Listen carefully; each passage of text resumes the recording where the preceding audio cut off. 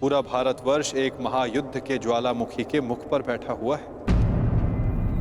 उस युद्ध को प्रारंभ करने का कलंक अपने सर पर मत ले ले। मुझे आपके भांति धर्म स्थापना की कोई चिंता नहीं। मैं यहाँ वो करने आया हूँ जिससे मेरे जीवन को संतुष्टि मिले। मैं संसार को नहीं, अपने जीवन को, अपने आनंद को महत्व देता हूँ। यदि संसार ही नहीं बचेगा तो जीवन में आनंद का क्या महत्व है पुत्र? वो आपकी सोच है, आपका कार्य। मैं वासुदेव कृष्ण नहीं हूँ। मैं ना ही भविष्य की चिंता करता हूँ और ना ही योजनाएं और माया जाल रचता हूँ। मैं अपने आज में जीता हूँ, इस पल का आनंद लेता हूँ।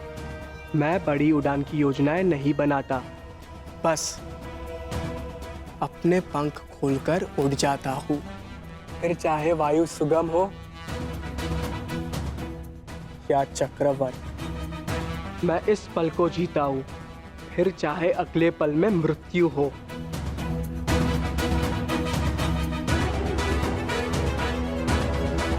तुम नहीं समझोगे साम, उड़ने से मृत्यु नहीं होती। मृत्यु तब होती है जब वो धरा पर अनुचित तरह से टकराए। उड़ने में कोई बुराई नहीं, परंतु उड़ने से पूर्व धरा पर ठीक से उतरना आना चाहिए साम। चूंकि उड़ वही सकता है जिसके पांव ठीक से धरा पर टिके हों।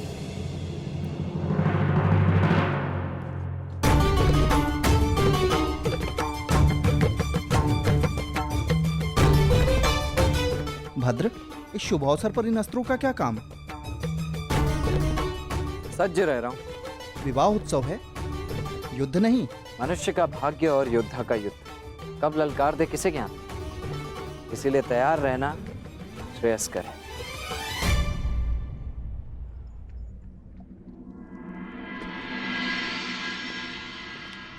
मैं प्रस्तुत हूँ।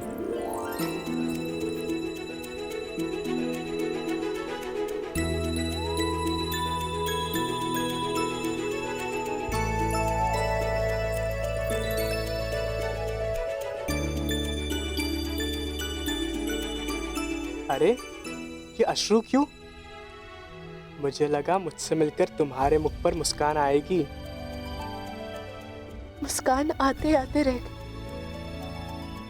और भय से अश्रु निकलने लगे। मेरे रहते कैसा भय? अनिष्ट का भय। मुझे विश्वास ही नहीं हो रहा कि ये सब होने जा रहा है। आशा है कि आज कदाचित मेरे पिताश्री और तुम्हारे पिता के मध्य हमारी संबंध की बात हो, परंतु शुभ कार्य में अनिष्ट तो होते ही है ना। बस इसी भय से अश्रु निकल। कोई अनिष्ट नहीं आएगा लक्ष्मणा, और यदि आया तो उसे मेरे बाणों का सामना करना होगा।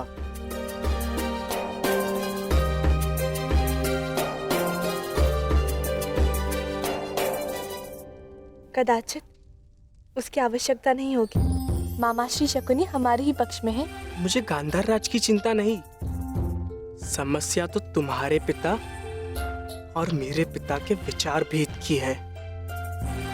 इसीलिए तो मामाश्री शकुनी का हमारे पक्ष में होना श्रेष्ठ है। मुझे उन पे पूर्ण विश्वास है। देखना, वो कोई ना कोई मार्ग अवश्य निकाल लेंगे और पिताश्री भी मान जाएंगे। परंतु मुझे गांधार राज शकुनी पर विश्वास नहीं। ऐसा मत बोलो साम। और तुम्हें भी उन पर इतना विश्वास नहीं करना चाहिए, क्योंकि मुझे गांधार राज शकुनी पर विश्वास नहीं और ना ही अपने पिता पर, क्योंकि उन्हें मेरे हर निर्णय में, हर आकांक्षा में खोट दिखाई देता है।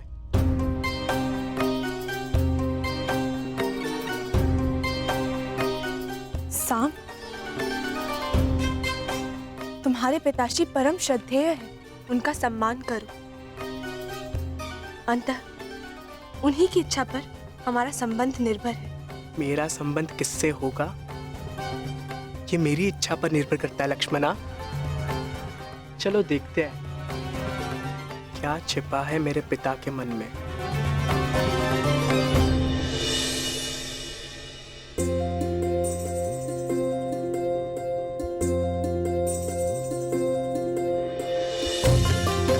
अंतिम बार एकांत में हाथ पकड़ रहे हो, अगली बार सबके समक्ष पकड़ोगे। अंतिम अवसर है, सोच लो, मुझसे विवाह करोगे?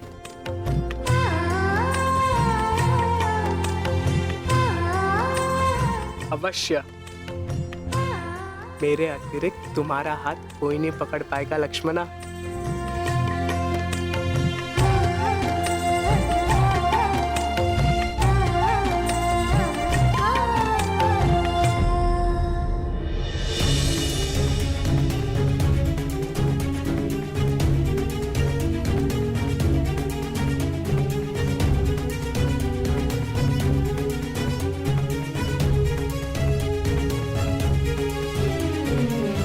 उपस्थित अतिथियों का निवेदन है कि अपना अपना स्थान ग्रहण करें।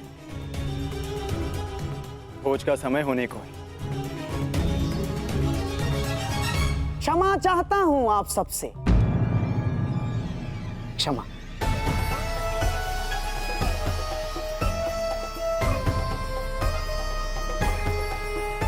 परंतु मुझे प्रतीत होता है कि भोज से पूर्व एक महत्वपूर्ण घोषणा कर दी जानी चाहिए।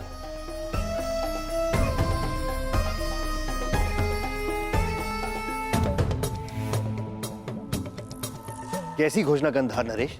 अब इसे घोषणा माने या प्रस्ताव? मैं शकुनी समस्त हस्तिनापुर की ओर से क्षमा का प्रस्ताव रखता हूं।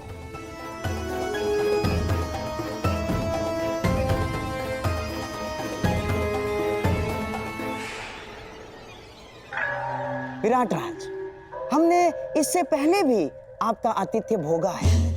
आपने हमारा सम्मान किया, हमारा सत्कार किया, परंतु मेरे प्रिय दुर्योधन ने पांडवों की खोज में सीमाओं का उल्लंघन किया।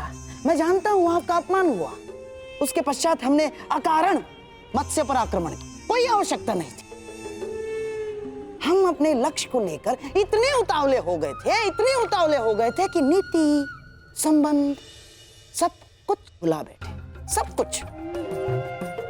और इसीलिए मैं शकुनी युवराज दुर्योधन की ओर से और समस्त हस्तिनापुर की ओर से आपका क्षमा प्रार्थी हूं और आपका आभार भी व्यक्त करता हूं कि आपने फिर भी हमें अपनी पुत्री के विवाह में आमंत्रित किया और हमें सम्मानित किया।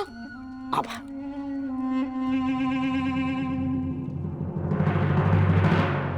शकुनी का व्यवहार इतना विनम्र कब से हो गया? क्या है कि आप और हम दोनों क्षत्रिय हैं और आप तो जानते ही हैं कि क्षत्रिय क्रोध में सब कुछ भूल जाता है, सब कुछ। परंतु सच्चा क्षत्रिय वो है जो अपनी भूल स्वीकार करके भी मित्रता का हाथ बढ़ाने में भी पीछे नहीं हटता। इसीलिए मैं शकुनी हस्तिनापुर की ओर से मित्रता का हाथ आगे बढ़ाता हूं।